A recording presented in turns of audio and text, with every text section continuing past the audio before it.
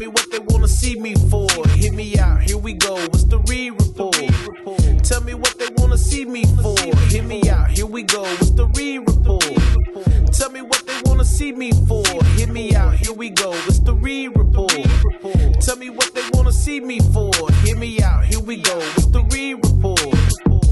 Bring it to you live. Welcome to the re-report. Appreciate you guys for taking the time to hear me out as I watch this Niner-Lions game. Be sure to like, share, comment, and subscribe, and let me know what you guys think. Also, again, hit that subscribe button and that bell to get notified when videos like these go up. If you watched my video yesterday, you know I talked about the D'Angelo Russell trade to Brooklyn from LA, and Dorian Finney-Smith coming to LA in that trade along with Shake Milton. But I also, towards the end, talked about Mike Brown being fired from the Sacramento Kings. I just had to talk about it. I did want to do a separate video, which is what we're doing now, but I wanted to talk about it. There was some updates and things like that with what's his name, Lou Williams, coming out saying that Mike Brown may have suggested benching DeMar DeRozan. And my whole thing on that from the get-go with DeMar DeRozan in general, just signing with the Kings, I didn't think it was a good fit, didn't think it was going to work out. And it's kind of crazy how 2 Coach of the Years was fired on a team that DeRozan was on. But that was my take on that. I have more to say, so you can go check that video out from yesterday. So we have a new article here from ESPN from Shams, and you see the title right there. Nobody wanted to fire Mike. What went so wrong so fast for the Sacramento Kings? Because again, Mike Brown's first year with the Kings, was that his first year when he took them to the playoffs? If we're not mistaken. Let's see. 20. But he took them to the playoffs. He was Coach of the Year 2 years ago, where they played that Game 7, where they took the Warriors to 7 games, won the division championship. That was Mike Brown, but he wasn't their coach the year prior, right? No, he was not their coach the year prior. It was Luke Walton and Alvin Gentry. And Mike Brown, again, immediately came in there and changed the culture, changed life. Mike Brown's a very well-respected coach around this league who has accomplished a lot. And like I said, a lot of people weren't happy about what happened to Mike Brown and the way it happened. Like, you know what I'm saying? Like, people probably saw it coming, but it was more so the way it happened that just got a lot of people furious. But even just it happening in general, people here, and I'm in Sacramento, and I'm a Laker fan, but people here, the buzz and everything, there was no buzz about firing Mike Brown. Because people knew it wasn't on Mike Brown what was going on. They knew it wasn't his fault. They know that if you get the right roster around this man, he is going to coach a good team, and he's going to take them to the playoffs, play in at least. Last year, they only made the play in and were eliminated. I think the Pelicans got them.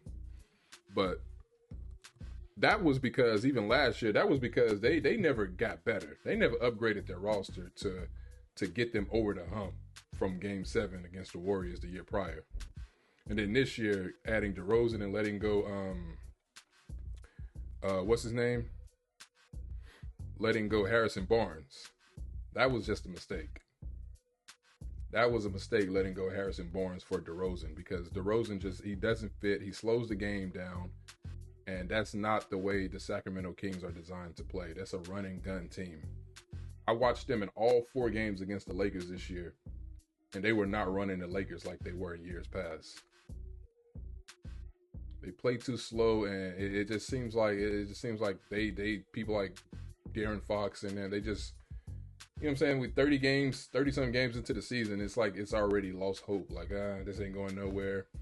I'm just give a little effort. I want to get traded. That's the rumblings we also hearing about De'Aaron Fox when he get traded. And again, like I said yesterday, I don't see Sabonis sticking around for a rebuild or wanting to stick around. Not sure what his contract situation is, and we'll probably take a look at that after this. But let's hear what Shams have to say, actually, and then we'll read the article by Ramona Shelburne of ESPN.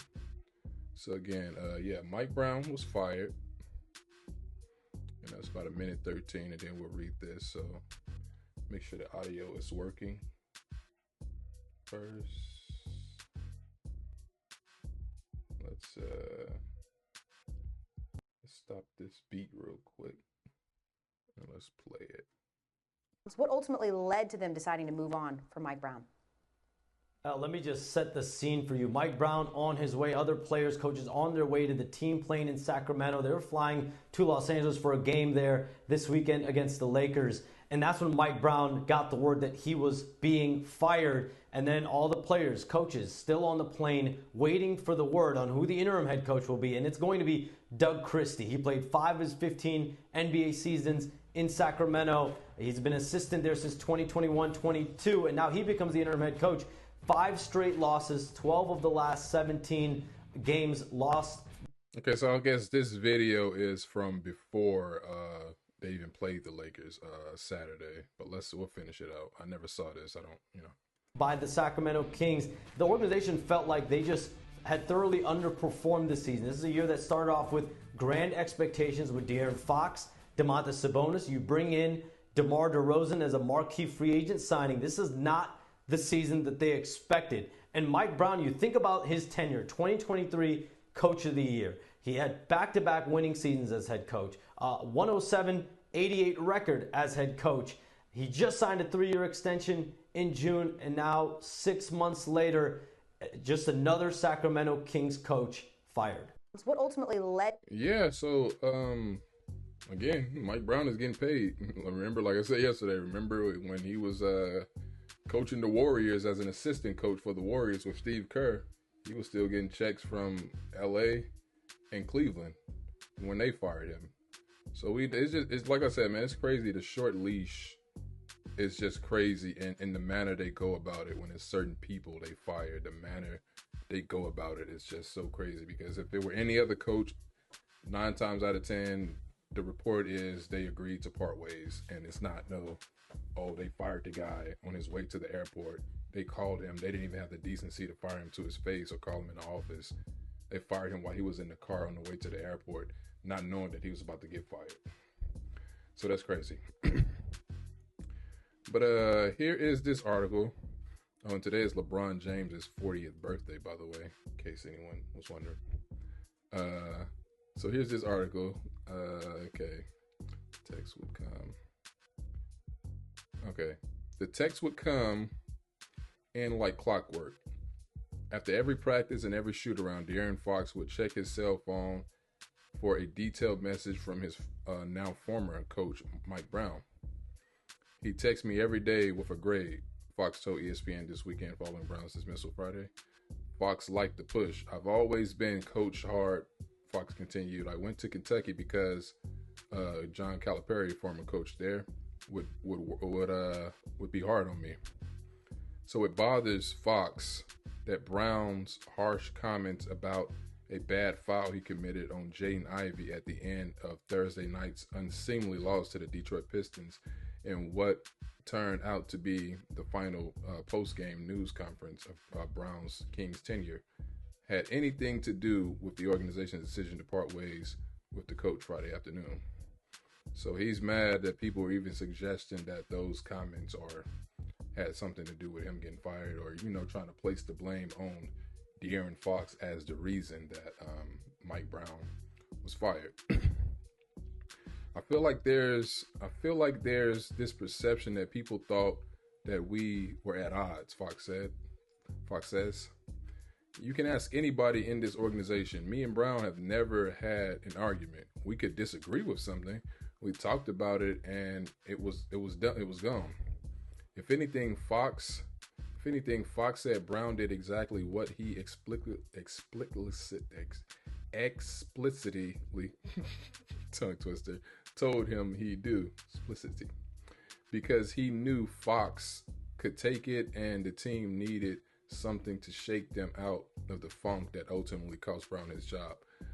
Excuse me for botching this word, but yeah, that's the thing. Like there are guys, like when you in a lead position at something, there are people who like you can gauge them, and sometimes it's not even always a superstar, but you can gauge, hey, if I call this guy out, he will understand that I'm not trying to embarrass him or single him out.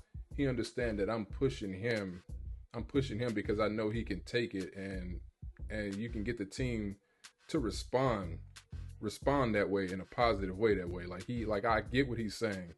He's saying, Fox is saying that Brown knows he could take it, so he knew that he could call out Mike Brown, De'Aaron Fox, in front of everybody, reporters and things like that. I know that, like I said, there are reports saying that, Fox had something to do with it, but again, that's always the case when a coach gets fired, and especially when you just think about the struggles they've been through this season, all the losses, and him calling De'Aaron Fox out in press conferences. So those are the conclusions that people are going to automatically draw once things go wrong. And I'm just trying to look at the Kings' record. They're 6-12 at home. 6-12 at home. And they lost to the Pistons, who came out beating the Lakers, but a game that the Kings should have won, and the Lakers should have beaten them the game before. But anyway, 3 weeks ago after a practice, Fox said he and Brown had a heart-to-heart about where the team was and what they could both do to help the Kings out of what has not grown into what is now, that they could both do. 3 weeks ago, after a practice, Fox said he and Brown had a heart-to-heart about where the team was and what they could both do to help the Kings out of what has now grown into a 5-13 slide. Brown told Fox that he believed Fox could become one of the best two-way players ever at his position, but he had to keep pushing himself. I was fine with that, Fox said. He told me things, then he said it to the media, and obviously he still played me 40 minutes because he wanted me to do those things. He was being tough on that. This conversation between Fox and Brown came at the same time the organization was having difficult internal conversations about Brown's future.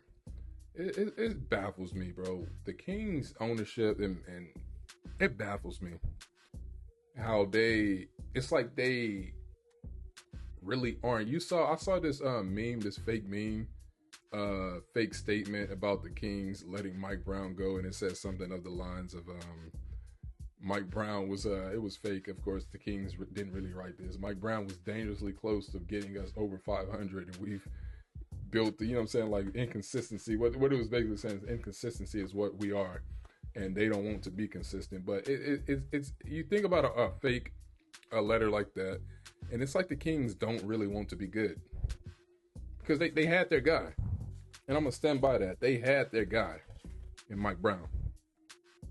They haven't seen the playoffs before 2 years ago in 17 years. 17 years. And that guy come in year one and take you to the playoffs. It was 2006, the last time they made the playoffs before that. I was like 14 years old. I'm now 33. So I was 31 then. That was the last time I saw the Kings in the playoffs before 2 years ago against Golden State. I was 14.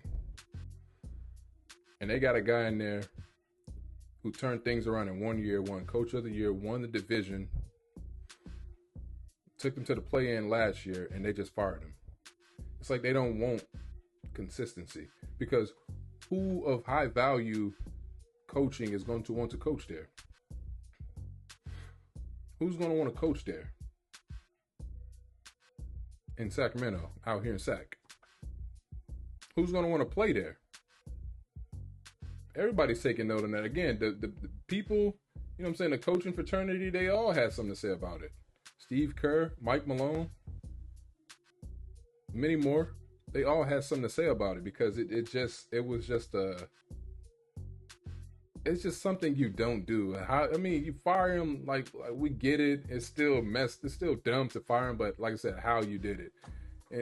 I know it just left a lot of people like, yeah, it's like George Carr. He was one of them too. He was like, hey, same ownership, nothing's going to change. Nothing is going to change. He said they did the same thing to me. And it's like, and I tweeted back at square one. Back being those lottery pick kings, especially if the Lakers are beating you 4 times in the season. You back at square one for real. It's crazy. Let's finish this out. It says this summer, when management consulted with Fox before awarding Brown a 3-year, $25.5 million extension, Fox gave his blessing saying, "I don't want another coach." And I do remember that quote. But again, Mike Brown, he's fine. He's taken care of. But it's just how he was treated. No matter how much money you got or made in the past or currently, you still don't treat people a certain way. And Sacramento, the Kings ownership did not treat that man right by firing him the way that they did, and also just firing him at all.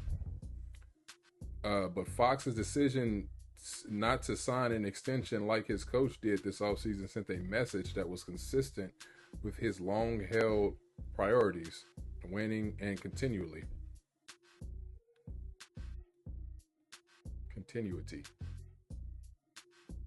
Butcher. This season, and with Brown's dismissal, the team has done little of either. But yeah, I ain't gonna spend too much time on this. It says in less than 2 years, the Kings have gone from the best stories in basketball, making the playoffs, from lighting up Sacramento's skyline after each win, like the beam. I've seen that plenty of times, holding 12th place in the West. Yeah, and Fox also, was clutch player of the year. And DeRozan was a runner-up. Steph Curry last year. So they got 2 players who were clutch players and a runner-up. Keegan and all of that. But yeah, those are my thoughts on that, man. ESPN inquired. Let me see about this last part right here. Well, there's a lot to this story. Okay, so this story is a big one. It says the Kings inquired about Zach LaVine, New Orleans' Brandon Ingram, Brooklyn's Cam Johnson, and Washington's Kyle. He played on my team, Kyle Kuzma. I'm thinking Jonathan Kuminga trying to do too much. League sources said they looked at smaller moves just to change things up, as one source put it. They even asked Brown if there were moves to make with the roster or the staff that might help, sources said. Nobody wanted to fire Mike, one King source said. He's a good coach. People here really care about him until the very last moment where we're trying to make it work. So that was important to read. So they got that from a King source. And yeah, you got Mike Malone right here. If you remember what he said, no class. That's why sources said the Kings let Brown handle the team's film session and practice Friday morning following the Detroit loss before informing him of their decision to fire him while he was on his way to the airport to fly with the team to Los Angeles. General Manager Money McNair convened several calls and meetings with Associate GM Russell Wilcox, team president, and governor. 0-5 homestand. Sheesh. Yeah, he definitely earned more than being called a coach of the year. You know what it remind me of? Remind me of that Trick Daddy song, America, where it says world champions and you MVPs, you still a nigga. That's what it remind me of. No matter how much you get paid, you's a nigga. Your skin black just like, I ain't gonna make it too much. It ain't too much about a race thing, but y'all get my point. To fire a coach of the year, a guy who has earned a lot of people's respect like that, the way that they did it is just really disheartening. So yeah, this is a big article right here. I didn't know it was that. Oh, well, I guess that's the end of it. What did Malik Monk say? They're talking about the 2000s, and Christie right here. It says, team just adjusted to us, Kings guard Malik Monk said when asked what has changed in the last 2 seasons since the Kings won 48 games, finished third in the conference. They were surprised when we first came out with Mike, didn't know how we were playing, didn't know how we were going to play, and now just feel like they had time to adjust to us and get used to it. That's true. So, yeah, we just got to change things up. That's true. Yeah, once you get there, man, it's easier to, you know what I'm saying? It's more difficult to attain it than it is to achieve it, I guess. So once you get there, now you got to work on attaining, like keeping it. And that's something that, you know what I'm saying, a team like that and a culture like that, they weren't used to winning, so they had a hard time attaining everything, and people got used to them, and they didn't make the necessary adjustments, and that's what happens when you don't make the adjustments, I guess. Anyway, so I'm just reaching now, but appreciate you guys taking the time to hear me out. I wanted to come on here again and give a little update. So be sure to like, share, comment, subscribe. Tell me what you guys think about this whole situation. Should Mike Brown have been fired at all? That's the question. Should he have been fired at all? Let me know what you guys think. Be sure to like, share, comment, subscribe, and we will see you on the flippity flip. Peace. Hear me out, here we go with the re-report. Bring it to you live, on time.